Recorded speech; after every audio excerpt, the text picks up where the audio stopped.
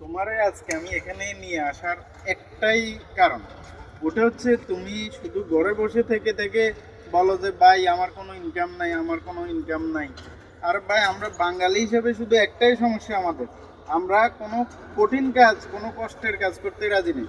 তুমি বাইরের দেশে যাও, দেখবা যে ওরা যে কোনো কাজ করে, কিন্তু আমরা শুধু শরীরের মধ্যে পুঁদিয়া চলি আর ঘরে বসে থাকি। একটু পড়ালেখা করলে তো হয়েছে, একটু পড়ালেখা করলে আর আমরা কোনো কাজই করতে চাই না। হ্যাঁ, পড়ালেখায় আমাদেরকে বাদ নিয়ে আসবে, এরকম একটা অবস্থা।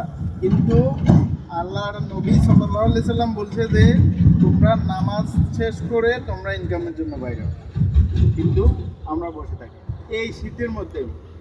10 এখন, এখন কিন্তু 10-এর মতো পড়ে। তো 10-এর মধ্যে পড়ে যে ওই দিকে দেখো, ওই দিকে মানুষগুলো এখনো কাজ করছে।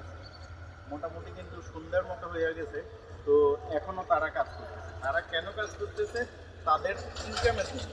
তো তুমি যদি ঘরে বসে থাকি ইনকাম খোঁজো, তাহলে তোমার ইনকামটা আসবে করতে হবে।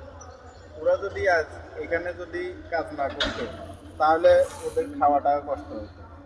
ওই তোমার তোমার মতো লোকদের, যারা ঘরে বসে বসেই বলে যে ইনকাম নাই, ইনকাম নাই, ইনকাম হচ্ছে না, বাংলাদেশে কোনো ইনকামই নাই, ওদের এই অবস্থাই হবে। শুধু সারা জীবন ইনকাম নাই, ইনকাম নাই বলে চলবে আর দান্দাবাজির দিকে যাবে।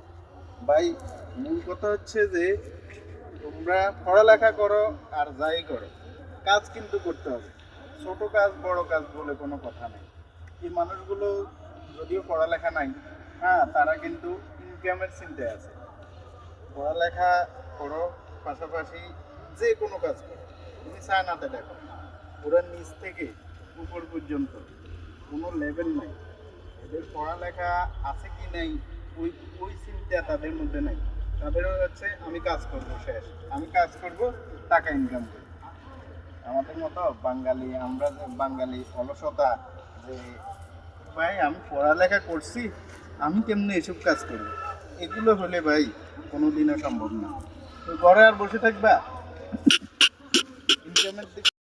তো ঘরে বসে না থাকে কাজের মধ্যে মনোযোগ হইবা, দিবা?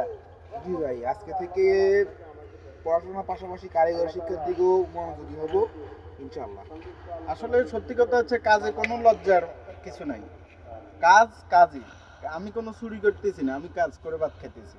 তো সুতরাং কাজে লজ্জা না পেয়ে আপনারা সবাই পড়ালেখার পাশাপাশি যে কোনো কাজে জয়েন করুন।